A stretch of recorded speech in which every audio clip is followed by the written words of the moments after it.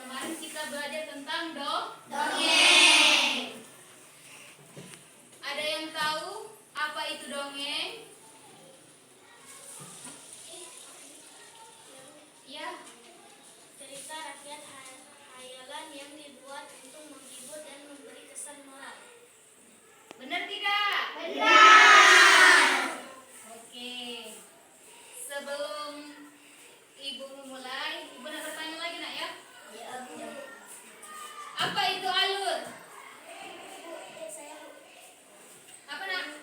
Alur cerita adalah rangkaian peristiwa yang membentuk salah satu sebuah cerita. Alur cerita juga dapat disebut sebagai plot. Nah, benar tidak? Benar. Sebelum kita mulai lagi, ibu nak bertanya. Di Indonesia itu kan terkenal dengan dongeng. Nah, ada yang tahu nak dongeng-dongeng seperti apa? Apa? Dongeng Kasarung, bawang merah dan bawang putih, dan maling kundang. Nah, dari yang temannya sampaikan, ada yang pernah dengar dongeng bawang merah bawang putih? Dongeng bawang merah bawang putih itu menceritakan apa nak?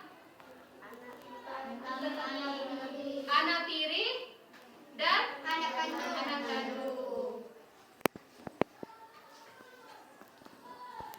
Kalau kalian sudah paham tentang dongeng, itu sebelum kita mulai pelajaran, sebelum siap, ibu nak ngajak kalian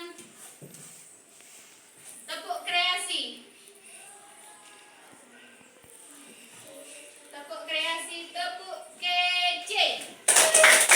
Kreatif, empatik, cerdas, kece. Ya. Sebelum kita mulai, ibu nak absen dulu nak ya. Ya, Bu. Cek kehadiran. Ada yang tidak hadir hari ini? Ada, Bu. Siapa nak? Oli. Terus? Oh, sendiri ya? Kenapa dia tidak hadir? Sakit? Sakit, Bu.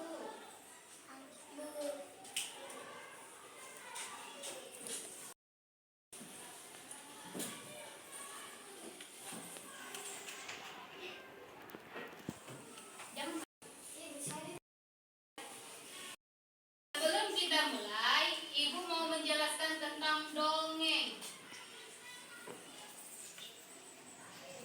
Dongeng adalah cerita khayalan atau cerita tidak benar-benar terjadi. Jadi, cuma khayalan dari warga setempat nah ya. Itu namanya dongeng.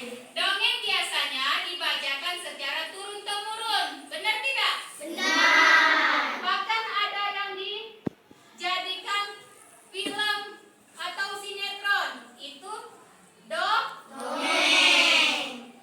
padahal tidak ada. Tapi cerita itu dipercaya bahwasanya benar-benar terjadi. Dongeng berfungsi menyampaikan ajaran moral atau mendidik dan juga menghibur. Terkadang dongeng itu ada juga yang lucunya nak. Selain dongeng itu memberi didikan moral kepada kita sebagai pembaca dan pendengar, dan dongeng juga bisa menghibur seperti dongeng angsa bertelur emas. Kadang-kadang kita tuh berhayal nak, seandainya aku punya angsa yang bisa bertelur emas, aku akan jadi. Kita tuh berhayal nak oleh mendengar dongeng itu. Dengan membaca dongeng, kita dapat mengetahui pesan moral atau nasihat dalam sebuah cerita. Hal-hal yang perlu diperhatikan dalam membaca teks dongeng. Pertama, lafal. Lafal apa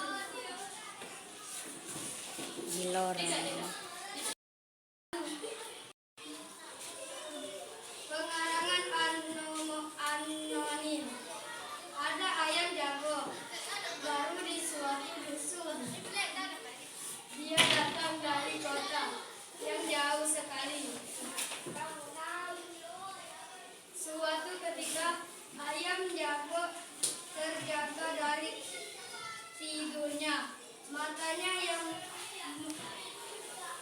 masih mengantuk perlahan terbuka di langit. Dia melihat benda bundar berwarna kuning kesamaan. Itu pasti matahari, pikirnya. Maka walaupun dia masih mengantuk, dia melompat ke atas pagar. Kukurayut Arif sudah pagi. Pokoknya keras-keras. Induk-induk ayam bergegas berlarian keluar. Mereka mulai mencari makan. Wahai, betapa gelapnya hari ini. Kalau mereka tiba-tiba terbang melintas seekor burung hantu. Dia hinggap dia pohon dekat mereka. Kamu siapa? Tanya si ayam jago baru. Aku burung hantu. Jawabnya, hai, mengapa kalian ribut? Dia tengah malam berburu. Si ayam jago lagi. Pokok itu tanda hari sudah pagi. Ucap induk-induk ayam ini, ayam itu. Mereka si ayam jago baru merasa malu. Dia berjanji besok lagi akan membuka kedua matanya lebar-lebar. Dia harus yakin yang dilihatnya adalah matahari. Setelah itu baru dia akan berkokok. Oke. Jelas kan apa yang dibacakan oleh temannya? Untuk lebih jelas lagi, mari kita dengarkan atau lihat ayam jago.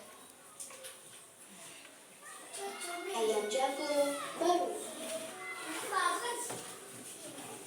Ada ayam jago baru di suatu dusun.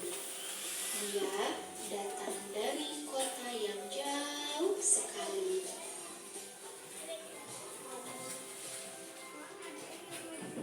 Suatu ketika, ayam jago terjaga dari tidurnya. Matanya yang masih mengantuk perlahan terbuka. Di langit, dia melihat benda bundar berwarna kuning keemasan. Itu pasti matahari. Pikirnya. Maka, walaupun masih mengantuk, dia melompat ke atas pagar. Kukuruyuk, hari sudah pagi. Kokoknya keras-keras. Induk-induk ayam bergegas berlarian keluar. Mereka mulai mengais-ngais mencari makan. Wah, betapa gelapnya hari ini, keluh mereka. Tiba-tiba terbang melintas seekor burung hantu. Dia hinggap di pohon dekat mereka. Kamu siapa? Tanya si ayam jago baru. Aku burung hantu. Jawabnya. Hai, kenapa kalian ribut-ribut di tengah malam begini? Si ayam jago tadi berkokok. Itu tanda hari sudah pagi. Ujar induk-induk ayam itu. Mereka kemudian ribut bergumam. Si burung hantu menepukkan sayapnya, meminta mereka untuk tenang. Iya, itu matahari sudah terbit di langit. Ujar si jago. Si burung hantu tertawa terbahak-bahak. Hahaha, itu bukan matahari, itu adalah bulan purnama. Induk-induk ayam kembali bergumam. Mereka kembali ke tempat masing-masing dan tidur kembali. si ayam jago baru merasa malu. Dia berjanji besok lagi akan membuka kedua matanya lebar-lebar. Dia harus yakin yang dilihatnya adalah matahari. Setelah itu, baru dia akan berkokok. Tamat.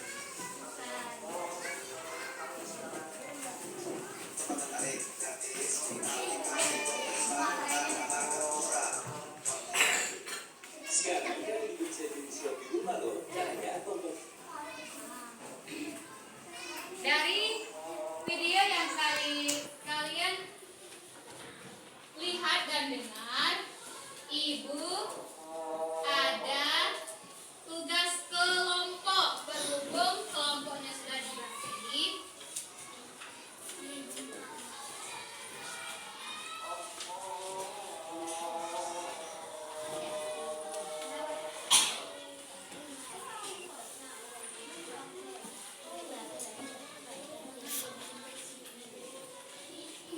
hal-hal apa saja yang kamu dapat dari dongeng tersebut.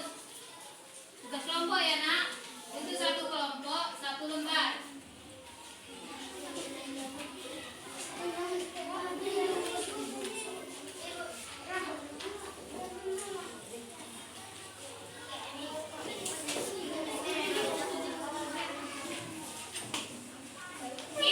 Di situ di lembar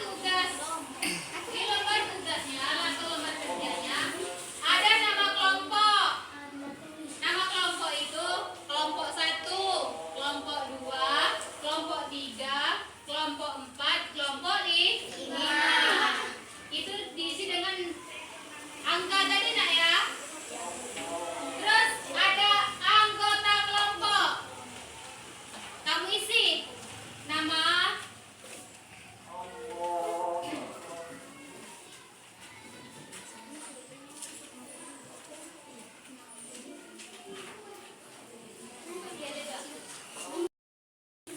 oke anak-anak, kemarin kita sudah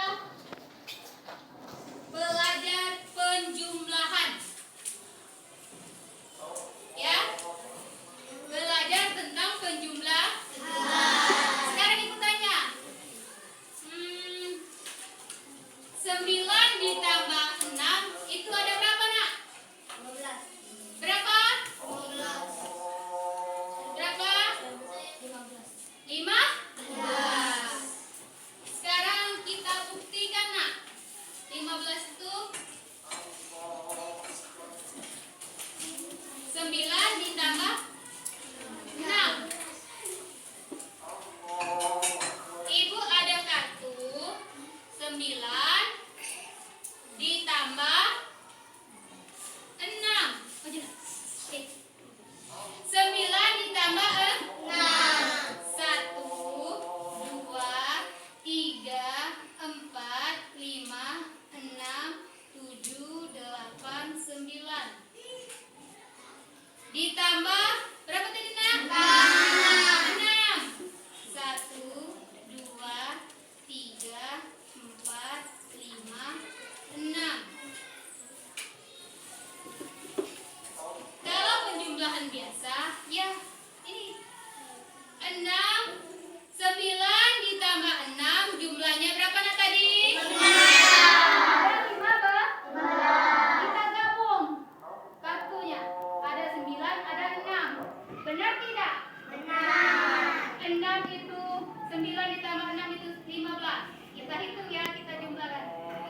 1, 2, 3, 4, 5, 6, 7, 8, 9, 10, 11, 12, 13, 14, 15. Jadi 9 ditambah 6 itu jumlahnya 15. Paham kan tentang penjumlahan? Sekarang Ibu akan membahas tentang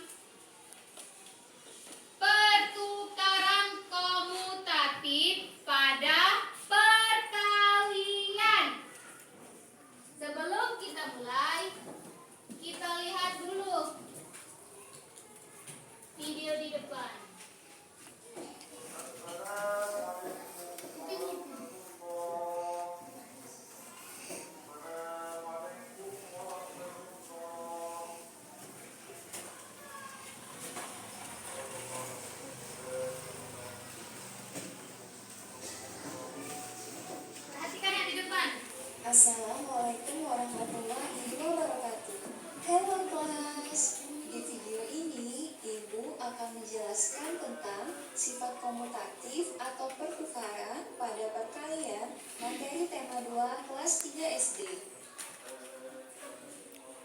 Sifat komutatif atau sifat pertukaran berlaku pula pada perkalian. Rumusnya A dikali B sama dengan B dikali A. Perhatikan contoh berikut ini. Benny memiliki 10 anak ayam. Ia menempatkan anak ayam ke dalam kandangnya secara berkelompok. Pertama, Benny memasukkan 2 ekor anak ayam ke dalam tiap ruangan di kandang. Penulisan lambang bilangannya yaitu banyak kandang dikali banyak ayam di tiap kandang. Banyak kandangnya tadi kan ada 5 ya.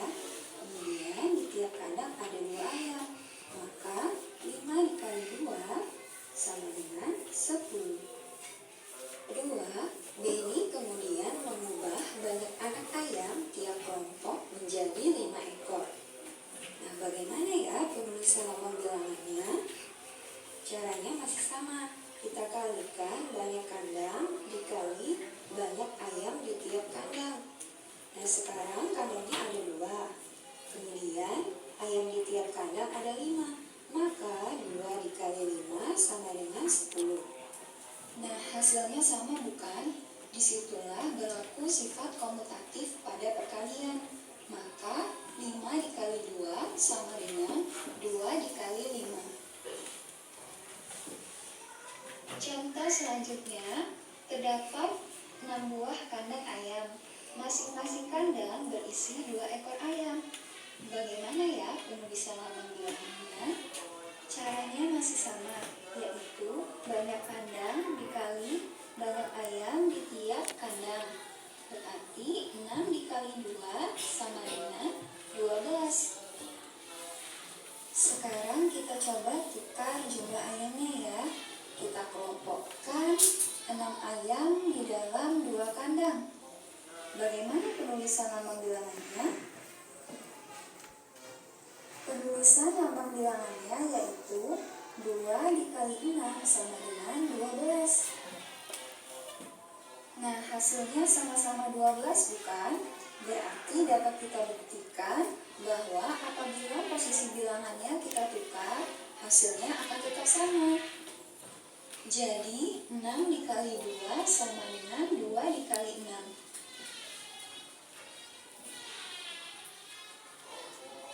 Sekarang kita coba mengerjakan soal yang lain dengan memperhatikan sifat pertukaran pada perkalian.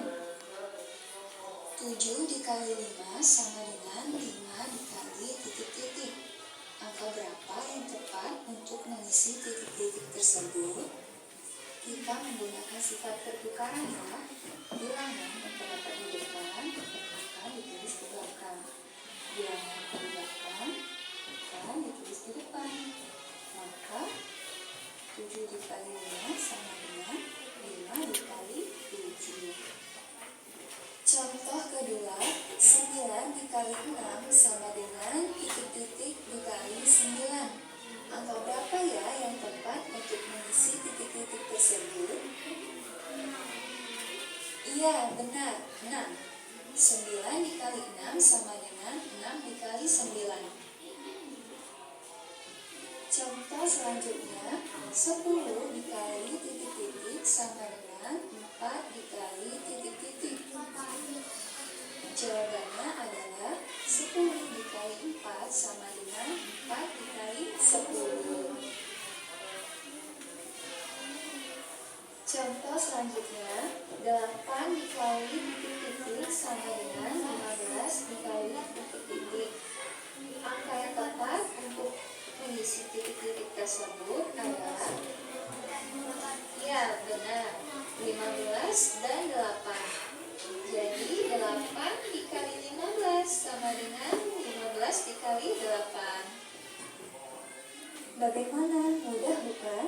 Silakan anak-anak coba mengerjakan soal yang ada di bukunya ya. Sekian penjelasan Ibu tentang sifat komutatif atau sifat. Nah, dari video yang kalian lihat,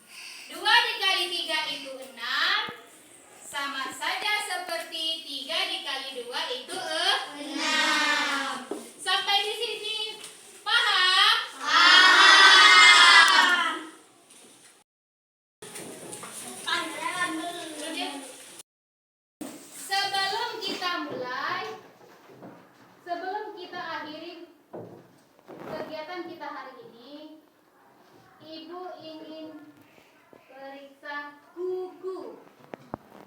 Ini baru Oh, bagus. Wow. Kasihkan nak besok ya. Wow. Bagus. Kasihkan ya. Adin nah bagus nah Adin. Rapi, bersih. aku baginya dong. Rapikan nak ya.